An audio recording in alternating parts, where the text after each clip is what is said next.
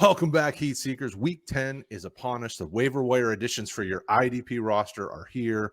We're going to help you deal with all the injuries, all the madness of bye weeks. With that being said, we are hoping that if we can help you, hit the like, the subscribe, and the notification icon. rotoheat.com/Discord as well if you need to jump in and talk with us live. Linebackers, Kraig, who are we talking about? First two that we have here, a couple of Raiders linebackers, Blake Martinez and Denzel Perriman. Perriman, of course, has been there a while longer. Past would be 4 weeks, so they had to week 6 bye. But since coming back from injury after week 5, he's had 8, 6, 8, and 10 combined tackles. Snap share is a little bit lower than we want, but you're really only using him for tackles anyway because he doesn't really get you much in terms of big plays. But he's probably a LB3 or flex play if you need one. And then Blake Martinez, with Divine Diablo going out, and he's now on IR. He had a 91% snap share with Divine out. He had 8 solos and 3 assists. So, you know what you're going to get out of Blake Martinez. You're going to get a nice tackle share. So, at least for 4 weeks, he's going to be a nice add for players because we know what we're getting out of him. A new name to a lot of IDP players is Jack Sanborn. He's an undrafted free agent out of Wisconsin, now in the Chicago Bears. He had decent PFF ratings, and week 9, he had his easily highest snap share of the year with 87.7% with Roquan Smith out of there. He kind of seems like the guy that the Bears are going to give middle of the field to see what he can do. He had 7 solos, which is a great start. And the Bears defense is still just on the field a lot. It's not a great defense, but it's outperforming what people expected. So he looks like a nice add. And then Damon Clark, linebacker for the Cowboys. This is a bit deeper one. You want to see if Anthony Barr is going to be on the field or not and the health of the linebacker crew. But it's a bit of a surprise to people that Clark played at all this year after having spinal surgery for a herniated disc this summer. First game, he had a 50.6% snap share and 1 solo and 4 assists. A deeper league add to see if, 1, he's even going to be playing, but 2, what you can get out of him. But if he is fully healthy and ready to go, he has a really great athletic profile and size for that linebacking for the Cowboys that they don't currently have. Yeah, he is a unique piece in that defense. Him and Sanborn are the two that I'm most excited about. Probably just because of some of the unknowns to what their upside is. We know we're getting out of Martinez and Perriman, but any of these 4 really should rest of season give you some solid production. I think Clark would be the one that I have the most. Are we entirely sure how his role is going to be defined the rest of the season? But any one of these 4, I think, would be a good addition if you need some linebacker help for sure. All right, so on to defensive backs. All right, Kraig, take it away. What are we doing here? First up, we have Andre Cisco. He's a guy that I liked a lot coming into the draft in 2021. Safety, pretty much a full-time player for the Jacksonville Jaguars. He's got a little bit over 98% snap share for the year. He's averaging about 5 combined tackles a game.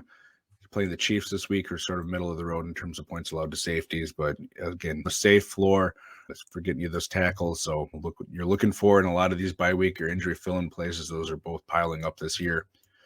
Another guy we don't really talk about a whole lot, I've heard before, but Duron Harmon, safety for the Raiders. Raiders safeties are a mess, just like that team is a mess. John Abraham's been up and down, and Trayvon Moehrig's the past few weeks been a guy that's playing closer to a full snap share, but pretty much since week 2, Harmon's had a full snap share. In the past 4 weeks, he's had 6, 4, and 8 combined tackles, and now they're going to be playing the Colts, who give up the most points to opposing safeties. They're still going to have, it sounds like, Sam Ehlinger at quarterback, so, you know, you're not going to be getting a ton of downfield passing, but Harmon's more of that in-the-box safety, so he'll have a nice tackle opportunity for a safety if you need one. Another guy, we mentioned him 2 weeks ago, I think, but he's still barely rostered, Eric Rowe. So they just played the Bears. Bears were about 7th in points allowed to opposing safeties, and he had 6 solos and assists against them. This week they're going to be playing the Browns, who are 3rd in points allowed to opposing safeties. Having a decent snap share for a safety with that 77%. He's a guy that gets targeted at times by offenses, so he looks to be like another nice play. And for your cornerback, really, if Roger McCreary for the Titans is available, you want to go pick him up. I think he's the better play out of the two, but Christian Fulton's rostered quite a bit lower. So Fulton's got about 86% snap share on the year with 22 solos, 10 assists, 5 pass deflections, a handful of other plays.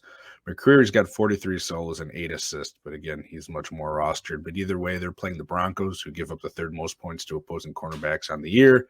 teams have had issues running against Tennessee all year, and with the running back situation for the Broncos, I don't think that's going to be changing, and they're suddenly going to go lights out. So I think they're going to have to be throwing the ball too. So either one of them, or Curry or Fulton. Yeah, it could be a huge game for either one of them. And like we always say, rotate your corners every week, find the best matchups, find those juicy spots to play. So Christian Fulton, I think, is a perfect pickup. Him or McCurry, I'm 100% with you. They're both great additions. All right, so let's talk defensive linemen. What are we doing here? Getting a bit weird here with some of these picks, but sometimes you got to do that. Dante Fowler, a guy that's been maligned on prior streams of us before. He's Yannick Ngakoue, where if he doesn't get you big plays, he doesn't really get you anything. He's had a couple good years, but really just a pass rushing specialist. It doesn't always get there. Cowboys, fortunately, do have the best pass rush in the NFL right now. It's really due to DeMarcus Lawrence and Micah Parsons. But Fowler's got 6 tackles for a loss, 4 sacks on the year. And in the right matchup, he's been successful, and they're going to be playing the Packers, who are a mess this year. Hope this doesn't come back to bite me, being a Cowboys fan up in Wisconsin. But I think this is a good opportunity if you really need to roll the dice on someone at that edge or defensive end position. Fowler, I think, is going to have a great chance to get home in that 30 to 40% snap share that he plays just really as a pass rushing specialist. As long as they don't throw around that term get right game for either team, then you should be fine. As soon as they said it's a get right game for the Packers, Detroit somehow won. Another name, blast from the past with Wisconsin connections being from there, but J.J. Watt. And a lot of people are thinking, J.J. Watt, why would he be on waivers? He hasn't done a whole lot in the past few years. He's played in just more than 8 games twice since 2016, and 2018 was the last year he had more than 5 sacks. He's having a decent year this year. He's got 11 solos, 5 assists, 6 tackles for a loss, 4.5 sacks, and 3 pass deflections. He's got at least a half a sack in half the games he's played this year. Fortunately for him, they're going against the Rams, who are giving up just bunches of points to opposing defensive ends. So really, it's, again, just picking your spots with these guys. J.J. Watt isn't a full-time IDP player anymore. He's on the field quite a bit for the Cardinals. He just isn't what he used to be. Another one is Draymond Jones, a guy that's just been on fire and playing a high snap share for the Denver Broncos. You're riding the hot hand with him at this point, but he's really low rostership with 5% or below across the leagues. And we mentioned him, I believe, the other week or two.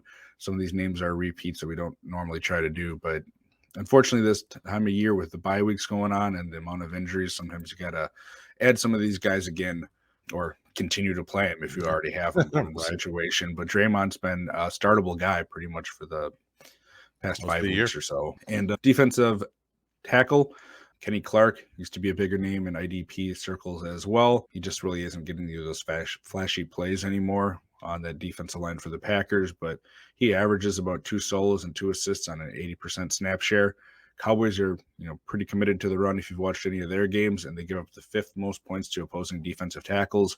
Their offensive line in the middle there still isn't anything amazing, so I think he's got a good opportunity to get you those tackles that you would want out of a DT streamer, so you get a nice base floor and don't take a 0. Yeah, Fowler and Watt feel like the ones that could have the biggest ceiling out of these games, at least this week, just because Packers' offensive line is hurt. Bakhtiari's still coming back from injury and looking pretty good, but Runyon went out a bit last week against Detroit, so he's obviously not 100%. And the line hasn't been amazing, period. And then LA, with the Rams' offensive line, is a bit of a sieve at this point. So Watt could have, it wouldn't surprise me if he had a few tackles, a sack, something like that, where he gives you a really nice boom week. So these are all very good additions. Jones is definitely, I'm 100% with you. He's been a guy that I've considered in lineups that I've got him most weeks. So I'm with you 100%. This is a great set of defensive linemen. But that's it. If you guys got questions, you can find us, rotoheat.com/Discord. We talk to all sorts of folks in our IDP community. Even now, Porterhouse Gamer, shout out to him, always having good conversations in there about players, guys to play, guys to pick up. We do appreciate everybody hanging out with us as always and talking with us. If you need us, go find us. You can find us on Twitter, RotoHeat Fantasy, find us on our Discord. Otherwise, we'll see you guys for week 11. Good luck this week.